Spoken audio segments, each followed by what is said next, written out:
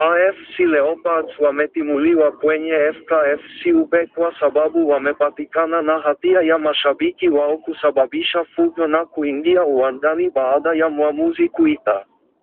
Hii ilinifanya kutafakari tabia ya mashabiki wa AFC Leopards.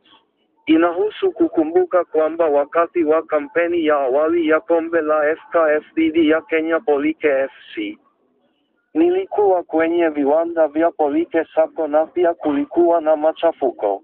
Katika mechi hiyo ya nusu fainali Mei 26, 2024, mchezo huo ulisimamishwa katika dakika ya 62 baada ya mwamuzi msaidizi kupigwa na kitu kilichorushwa na mfuasi wa Leopards.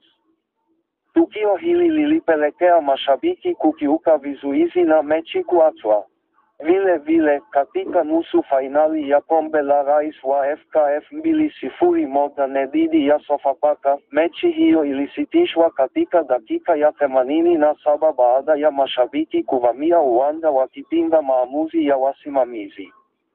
Hii ilisababisha makabiliano makali, majeraha na faini kubwa kwa AFC Leopards.